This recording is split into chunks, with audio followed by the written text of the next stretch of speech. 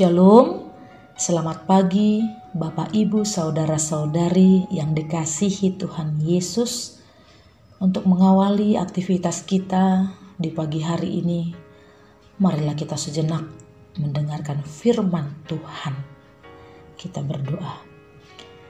Damai sejahtera Allah yang melampaui segala akal, itulah yang memelihara hati dan pikiranmu di dalam Kristus Yesus Tuhan kita. Amin. Firman Tuhan tertulis dalam Injil Matius pasal 26 ayat 41. Saya akan membacakannya untuk kita. Demikian. Berjaga-jagalah dan berdoalah supaya kamu jangan jatuh ke dalam pencobaan. Roh memang penurut, tetapi daging lemah. Di bagasan bahasa Batak, dungo mahamu jala martangyang, asa unang hamu bongo tu pangujunan, hai nagirgir donian toddi'i, alai galido ia daging ido sahatna. Bapak Ibu, saudara-saudari yang terkasih, tidak ada orang di dunia ini yang tidak punya pergumulan. Jala maragam do akan masa di ngolu tahun. Tetapi hal inilah yang mau menyadarkan kita bahwa hidup kita itu sebenarnya adalah yang setiap saat selalu diperhadapkan dengan bayangan berbagai rintangan, pergumulan, paru kilon dot na asing nai. Seperti yang kita lihat dalam nats kita pada hari ini, yang dihadapi Yesus. Betapa beratnya pergumulan yang harus dihadapinya. Yang harus menghadapi pengkhianatan, penghukuman dan penyaliban. Dan kalau kita lihat, kisah ini memang mengungkapkan beratnya pergumulan yang dihadapi oleh Yesus.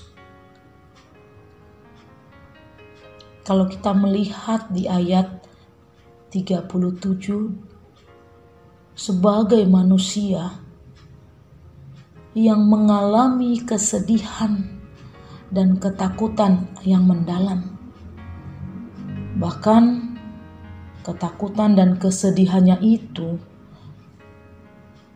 ia ungkapkan dengan pernyataan seperti mau mati rasanya. Ia yang sebelumnya selalu digambarkan pergi menyendiri untuk berdoa, kini ia minta ditemani oleh ketiga muridnya. Bapak Ibu, kita bisa melihat di ayat-ayat sebelumnya, Yesus berdoa sampai 3 kali untuk mengungkapkan betapa beratnya pergumulan yang harus ia hadapi. Tetapi ia pada akhirnya tetap taat untuk melakukan kehendak Bapanya. Dalam doa Yesus, ia menunjukkan ketaatan penuhnya kepada Allah. Ia menuju kepada kematiannya bukan sebagai orang yang mengharapkan kemuliaan, tetapi ia di sini mau melaksanakan kehendak Bapa. Namun dalam kondisi yang sedang dijalani, Tuhan Yesus berduka. Ketika ia berdoa di Getsemani tentang penderitaan dan kematiannya yang akan datang, ternyata murid-muridnya tertidur dan gagal untuk mendukungnya di saat dia membutuhkannya.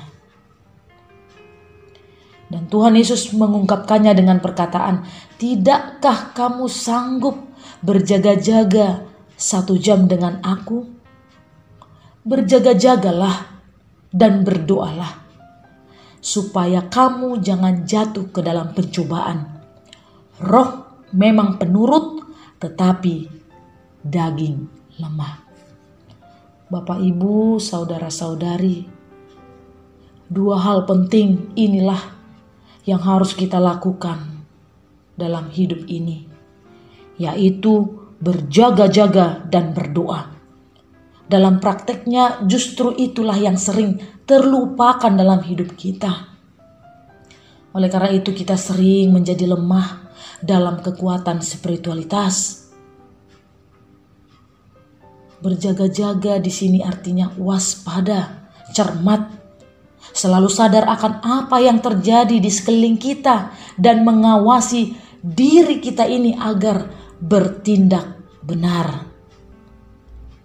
Tentulah kita tidak bisa menjaga diri dengan kekuatan kita sendiri. Kita pasti akan kandas bila hanya dengan kemampuan sendiri untuk bertahan. Tetapi Bapak, Ibu, saudara-saudari, daya tarik dunia ini terlalu kuat menarik kita. Oleh sebab itu dalam keadaan berjaga-jaga harus ditambahkan, harus ditopang dan disempurnakan dengan berdoa. Berdoa melibatkan Tuhan dalam upaya kita berjaga-jaga. Untuk itulah berjaga-jaga dan berdoa adalah padanan yang kuat untuk membuat kita luput dari tawaran-tawaran duniawi ini yang bertentangan dengan apa yang Tuhan mau. Bapak, Ibu, saudara, saudari, yang Tuhan juga mau katakan melalui firman Tuhan pada hari ini. Mungkin banyak dari kita yang menghadapi pergumulan, tantangan yang ada di depan kita. Tetapi hal ini menyadarkan kita bahwa hidup kekristenan kita sebenarnya yang setiap saat adalah selalu diperhadapkan dengan berbagai rintangan, pergumulan, atau parukilon. Tetapi yang mau dikatakan Tuhan, jangan kita mau putus asa, jangan kita mau menyerah. Teruslah hadapi amang, inang. Teruslah hadapi saudara-saudaraku yang terkasih. Karena hidup kita ini harus terus berjalan. Nang pe tertatih, nang pe hita tangis, tetapi teruslah hadapi. Tidak ada orang yang tidak punya pergumulan di dunia ini. Tetapi iman kitalah yang mampu menghadapi pengalaman hidup, baik suka, baik duka, baik tawa, baik tangis. Semuanya amang inang, saudara-saudari, jika kita bertahan dalam iman kita kepada Tuhan, maka Tuhan akan memberkati kita. Berjaga-jaga dan berdoa membuat kita agar tetap kokoh dan teguh berada dalam rencana dan kehendak Allah. Hal inilah yang membuat kita kelak sanggup dan tidak berkeringat dingin berdiri di hadapan Tuhan Yesus bila nanti Dia datang kembali. Hari kedatangan Kristus adalah hal yang pasti. Untuk itu, dengan berjaga-jaga dan berdoa, iman dan keyakinan kita akan keselamatan harus terus berjalan, harus terus kita hidupi. Ketenangan, kedamaian dalam masa penantian kita akan hari H yang dahsyat itu tetap terpelihara dengan baik dalam diri kita. Sebab itu, Bapak, Ibu, saudara-saudari, mari melanjutkan hidup kita dengan berbagai karya dan aktivitas serta tanggung jawab kita dengan kekuatan fisik serta kekuatan rohani dalam kesadaran penuh untuk berjaga-jaga dan berdoa dalam hidup ini. Untuk itu marilah kiranya Tuhanlah yang memampukan kita menjalani hidup kita. Teruslah kita hadapi, teruslah kita harus mau berjalan di dalam pergumulan tantangan yang kita hadapi, seperti yang dialami Tuhan kita Yesus Kristus. Kiranya Tuhan memberkati kita. Tuhanlah yang memampukan kita. Amin. Kita berdoa. Terima kasih Tuhan atas firman-Mu di pagi hari ini, yang mana Tuhan mengingatkan kami agar kami terus berjaga-jaga dan berdoa dalam hidup kami. Memang roh penurut, tetapi daging lemah. Tuhan, tolonglah kami. Berikan kami kemampuan. Berikan kami kekuatan.